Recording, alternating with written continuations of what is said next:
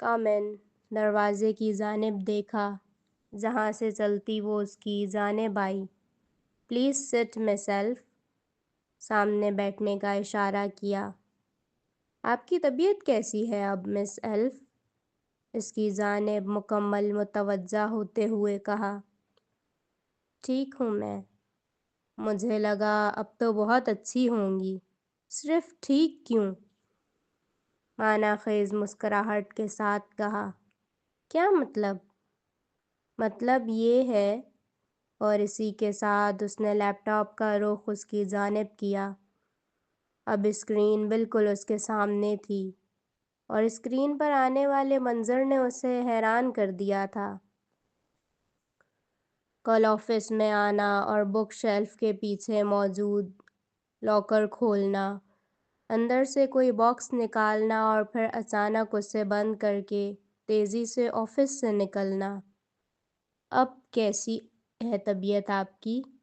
مسکرا کر پوچھا، جبکہ ایلف کے پاس اب کوئی جواب نہیں تھا۔ نظریں اب بھی اسکرین پر تھیں۔ آخر اتنی اہم بات وہ کیسے بھول گئی؟ کیوں کیا تم نے ایسا؟ ارحم کی سنجیدہ آواز پر اس نے اس کی جانب دیکھا، اور وہ دیکھ سکتی تھی اس کی آنکھوں میں موجود اداسی۔ اسے ڈاکومنٹس کی ضرورت تھی، میں نے بس اس کی مدد کی ہے، خود کو سنبھالتے ہوئے کہا۔ تم نے اس کے لیے چوری کی؟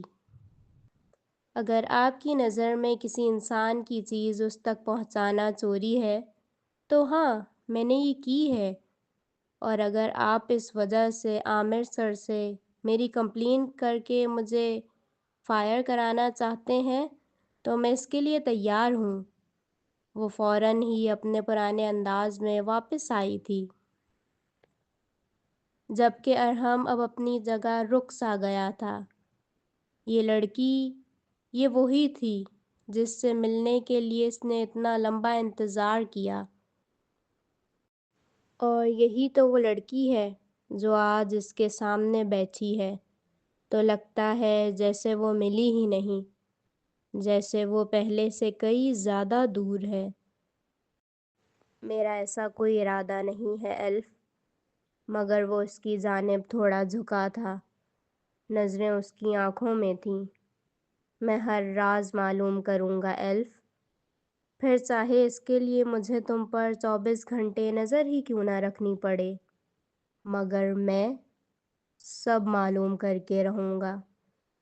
چیلنجنگ انداز تھا جو کہ ایلف کو پریشان کر گیا تھا۔ اب اگر یہاں سے کچھ دور ایک 5 منزلہ عمارت کے چوتھے فلور پر آؤ تو سارا اپنے کمپیوٹر کی جانب بے حد غور سے دیکھ رہی تھی، جبکہ انگلیاں مسلسل کی بورڈ پر چل رہی تھیں۔ اتنے میں ساتھ رکھا موبائل بجا۔ اس نے دیکھا کسی انجان نمبر سے کال تھی۔ ہیلو، مصروف انداز میں سارا نے کہا۔ ہیلو، آپ مس سارا بات کر رہی ہیں؟ کسی لیڈی کی آواز آئی۔ جی، آپ کون؟ میم، میں ہاسپٹل سے بات کر رہی ہوں۔ یہاں کل ایک پیشنٹ بہت سیریس کنڈیشن میں لایا گیا، ابھی کچھ دیر پہلے ہی انہیں ہوش آیا ہے، اور وہ مسلسل آپ سے ملنے کا کہہ رہے ہیں۔ آپ پلیز ہاسپٹل آ جائیں۔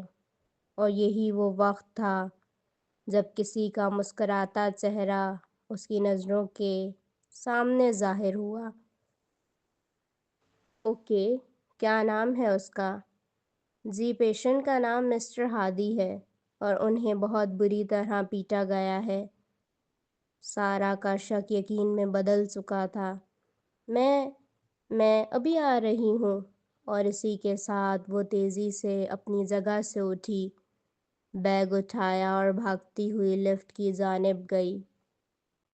اب اگر ہاسپٹل کی جانب آؤ تو نرس نے موبائل ہادی کی جانب بڑھایا۔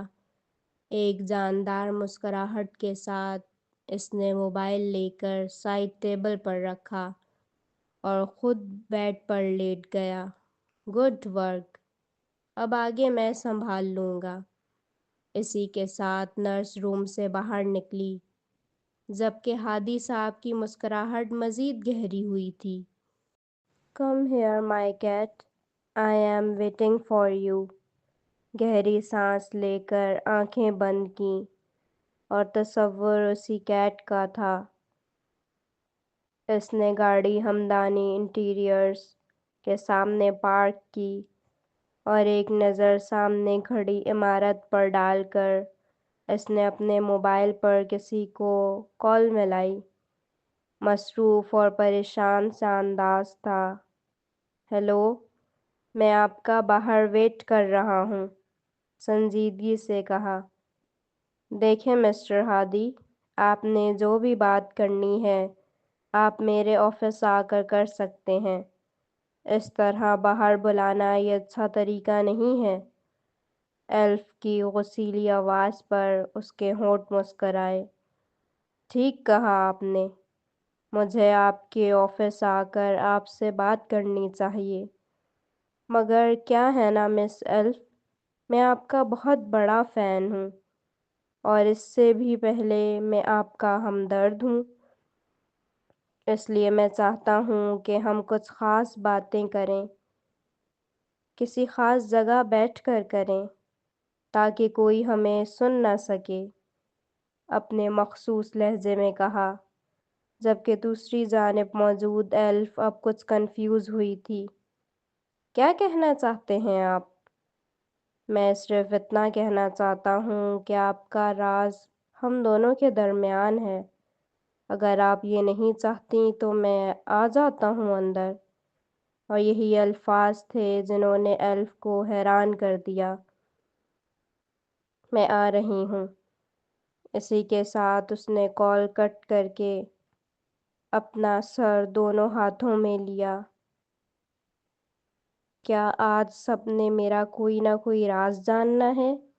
پہلے ارحم اور اب یہ 7 طارق۔ اتنا سب کیسے سنبھالوں گی میں"، خود سے کہتی وہ اپنی جگہ سے کھڑی ہوئی۔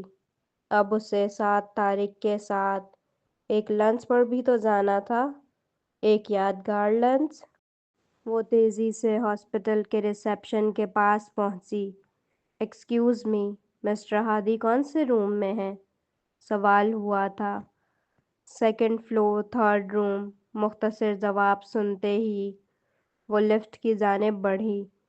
کچھ دیر بعد لفٹ کا دروازہ کھلا اور وہ 3rd روم کے دروازے کے پاس آئی۔ ایک گہری سانس لے کر اس نے دروازہ ناک کیا، مگر اندر سے کوئی جواب نہ آیا۔ اب آہستہ سے دروازہ کھولا اور نظر سامنے بیڈ پر لیٹے شخص کی جانب گئی جو کہ آنکھیں بند کیے لیٹا تھا۔ وہ خاموشی سے اس کے پاس آئی، ہاتھ میں پکڑا بوکے سائڈ ٹیبل پر رکھا۔ "اہم اہم"، اسے جگانے کی ناکام کوشش کی تھی۔ اس نے غور سے دیکھا، آنکھوں کے گرد نیل واضح تھے، ماتھے پر بندھی پٹی پر خون کا نشان۔ اسے اب اپنی غلطی کا احساس ہوا۔ اسے کچھ دیر مزید سوتا دیکھ کر وہ واپس جانے کے لیے پلٹنے ہی لگی تھی کہ ہادی نے فوراً آنکھیں کھولیں۔ "ارے آپ"، اہم، اٹھنے کی کوشش میں اسے درد محسوس ہوا۔ سارا نے فوراً آگے بڑھ کے اسے اٹھنے سے روکا۔ "لیٹے رہو تم، کیسی طبیعت ہے"، فکر مندی سے پوچھا، جبکہ ہادی مسکرایا۔ اب تو طبیعت درست ہو گئی ہے، اور سارا کو شرمندہ کرنے کے لیے یہ الفاظ کافی تھے۔ "آئی ایم سوری"، دھیمی آواز میں کہا۔ "کیا، میں نے سنا نہیں"؟ "I said I am sorry mister Hadi, مجھے ایسا نہیں کرنا چاہیے تھا"۔ اب کی بار اس نے تھوڑا اونچا کہا۔ "کوئی بات نہیں، مجھے بھی اس طرح آپ کی گاڑی میں نہیں آنا چاہیے تھا، پر کیا کرتا، آپ سے بات کرنا چاہتا تھا میں"۔ "کیا بات"؟ "رہنے دیں، آپ کو پھر بری لگ جائے گی، اور پھر میری پٹائی کروائیں گی آپ"۔ جس معصومانہ انداز میں اس نے کہا۔ سارا کے ہونٹ بے اختیار مسکرائے تھے۔ پہلی بار اسے یہ شخص اچھا لگا تھا۔ ایسا کچھ نہیں ہوگا، اب میں آپ کی بات سننے کو تیار ہوں۔ سچ میں؟ ہاں۔ تو پھر آپ ڈنر پر چلیں گی میرے ساتھ؟ ایک امید سے پوچھا۔ لیکن تمہاری حالت ابھی ٹھیک نہیں ہے۔ یہ کہیں کہ آپ جانا نہیں چاہتیں۔ وہ فوراً ہی کسی بچے کی طرح ناراض ہوا، اور اس کا یہ انداز سارا کو مزید لبھایا تھا۔ اچھا ٹھیک ہے، ہم جائیں گے۔ وعدہ؟ اس نے اپنی واپسی کا کوئی راستہ چھوڑنا نہیں تھا۔